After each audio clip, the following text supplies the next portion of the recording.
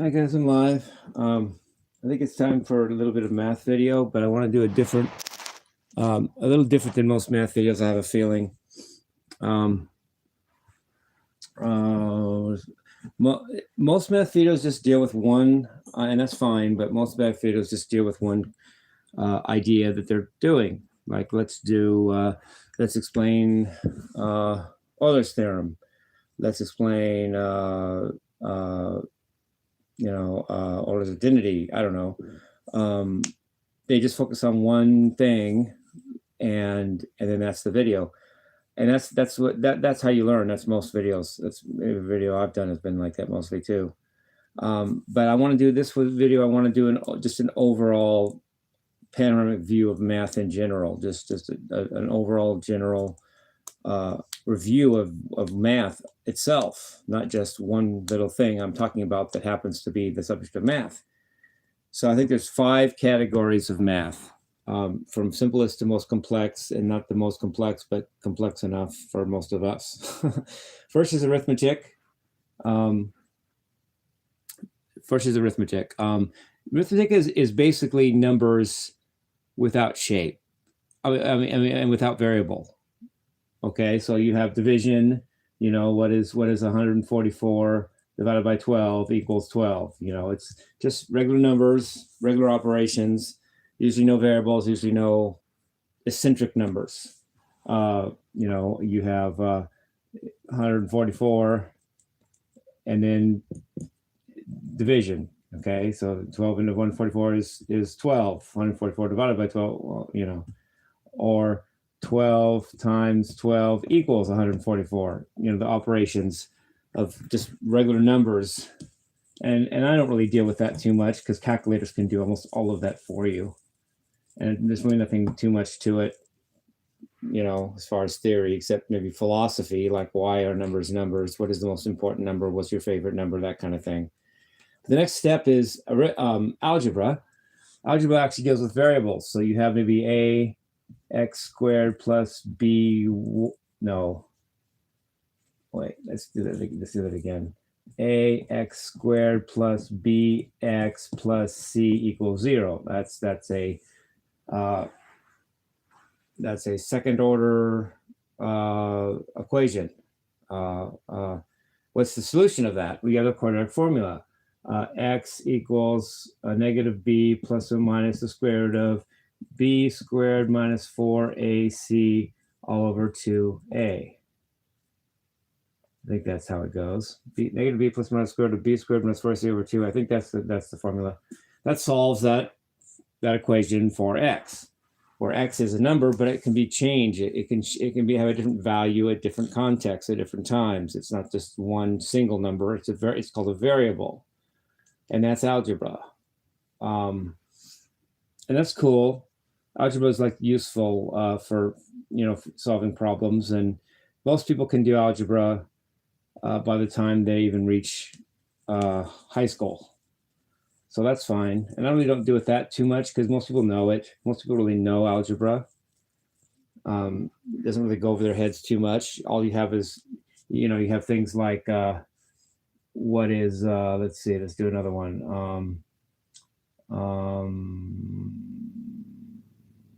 Quadratic formula. Let's do another one. Algebra. Let's do this one.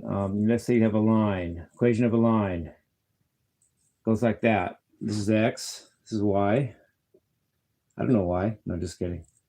And the equation of this line can be in point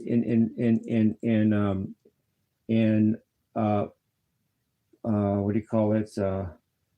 In one form, you have this. How do you do this? Let's say y. Let's say this point here and this point here. How do they? Wait. Let me think.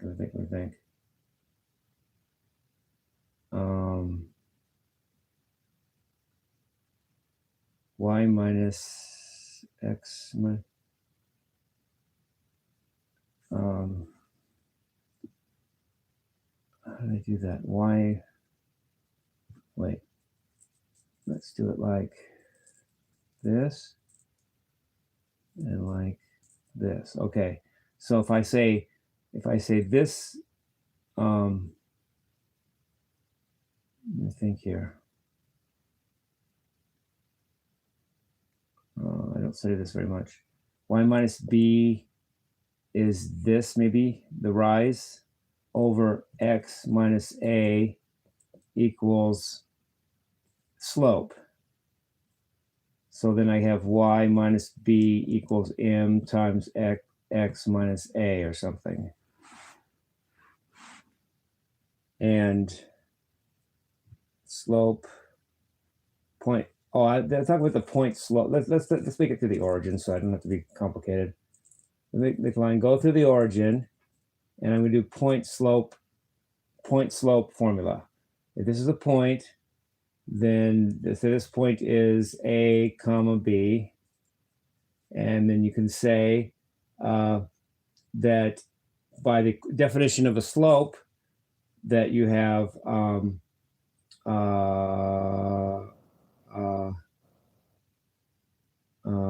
I think like I just said, y minus b over x minus a equals m, and m is the slope.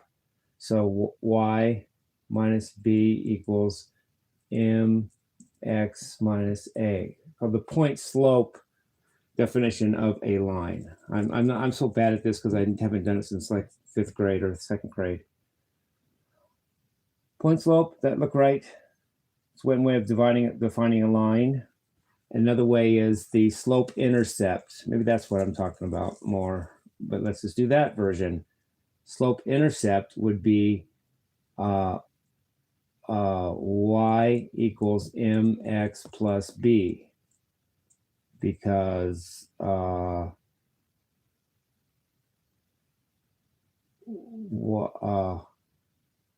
slope is y over x.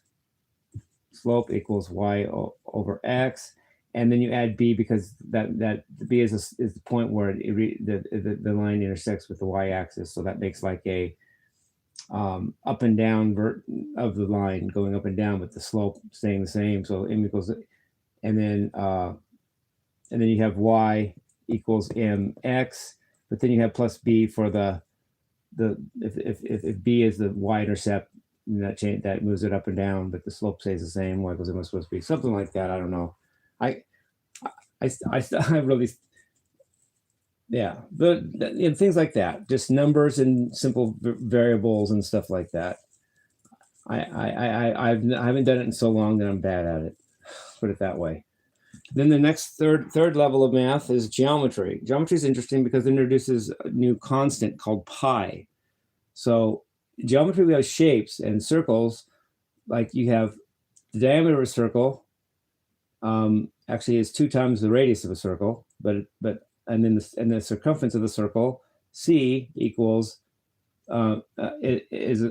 you have that a number called pi equals circumference divided by diameter. Now you have an exotic number. You know, it's irrational because it never repeats or terminates as the decimal. It's also transcendental, which I forget what that means, but it's something important. And also pi equals c divided by 2r, and all that, and then therefore 2r pi equals c, and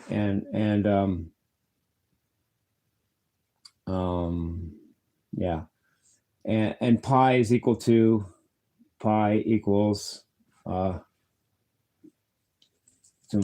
it goes on like pi equals 3.1415926636 or something like that. It goes on and on and on. I should know more of it than I do, but who cares? There's always another digit, so you're always a failure. And then there's things like angles with pi as the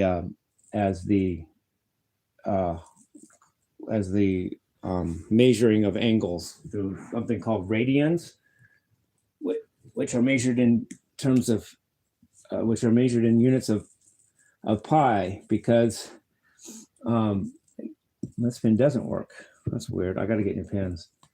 So if I have an angle here, I can, from a circle, if I have an angle, I can measure this angle right here as the ratio of this arc to the radius. So how many radians or how many angle units does it have? If the radius is 2 and let's call the radius r, then this angle or arc is the angle. So I'm going to call that angle theta. That's phi. Theta equals s over r. It's a ratio. This is s, this arc, and it's basically how many units of an amount of going on a circle does the angle define. If r equals 1 and the arc is 1/4 of a circle, then theta equals theta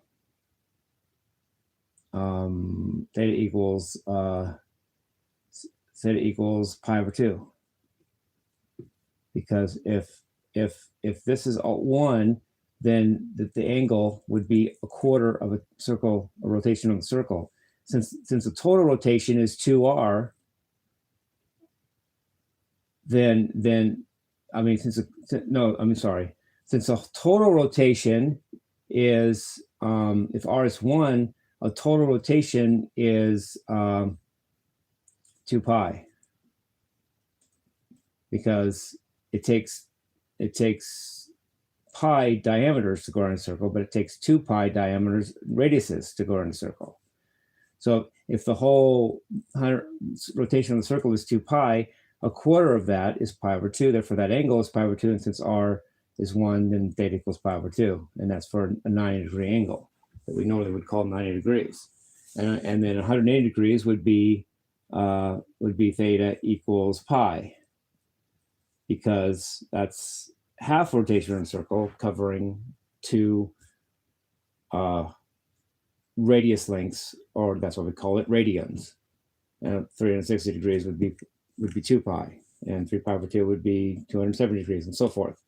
Ways of measuring angles that involve geometry, because pi is a geometrical number, and this is that gets introduced from the concept of circles, which is a geometrical concept.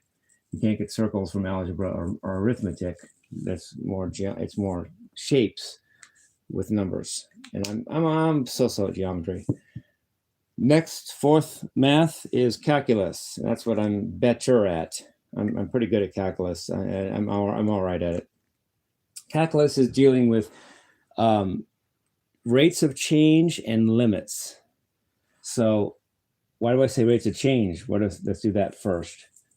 If I want to know, like, the rate of change of a function, but the function changes, that rate of change might change. It's not just a line where the slope is equal to a certain fixed number, y equals mx plus b. The slope is constant because you just have a line. What if the slope, a rate of change, is not constant because you have a curvy thing, not a line? Well, then this slope instantaneously, the instantaneous slope of this line is dy dx. It's that little teeny y over that little teeny x that changes, and that is equal to y prime. The derivative of this function is how fast it's changing at any given point becomes a new function called dy dx, or y prime. Whereas y equals f of x, the function y prime equals dy dx, or f prime of x. So that's called differential calculus. So there's that. And that actually uses your mind a lot more than so far any of the math does. And I like that's more what I'm more better at. But then there's also integral calculus. What's the opposite? The what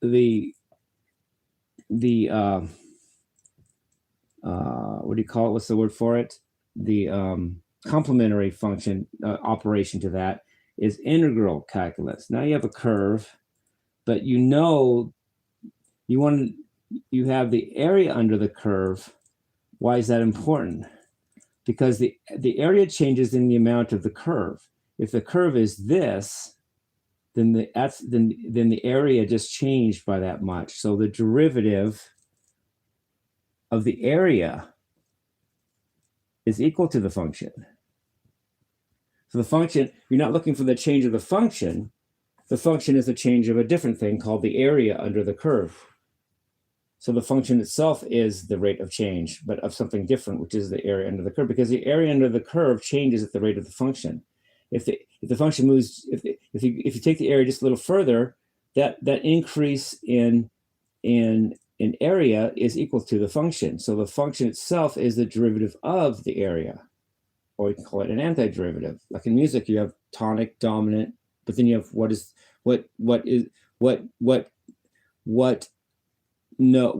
degree makes the tonic the dominant, which is the subdominant. To the subdominant, the dominant. To the subdominant, the tonic is the dominant. To the tonic, the dominant is the dominant. But the antidominant should be called, we call the subdominant, is the function where the tonic is the dominant of that subdominant. So, it's like yin and yang. And then so if dA dx equals f of x, then let's take the integral of both sides. Integral is a function, it looks like an S symbol. The integral of dA dx equals the integral of f of x. I think. Yeah, there you go. That makes sense. But the integral of the derivative is just the function itself. They're inverse functions, inverse operations. So you have the area of x equals integral of f of x. So the area is the integral of the function. Not a function is the derivative of the function, like in differential calculus, but the function itself is the derivative of a different function called the area, and area under this function is the integral of f of x, and that's just the area under the curve. And that's interesting to me. It's more conceptual than the math so far, more philosophical. If you want to know the integral of the function, just look at the area under the curve, and that's the function that changes at the rate of that function itself. But that's not all. We're not totally done. It's like call this a tour of math. We're not totally done, because what about, I said limits. Limits are things like not absolutes, like even 0 equals the limit as x approaches infinity of 1 over x. You don't ever get there, but you come closer and closer. But ultimately, you get 0 if you take a number larger and larger and larger. And then you have 1 divided by that number. The total becomes closer and closer to 0, but never gets there because it's still a finite number until x becomes infinity. But then that never really does happen, because you don't really get infinity, because it's not a number. You can only approach it. Or like e, there's a number that calculus introduces, another exotic number now. E is equal to the limit as x approaches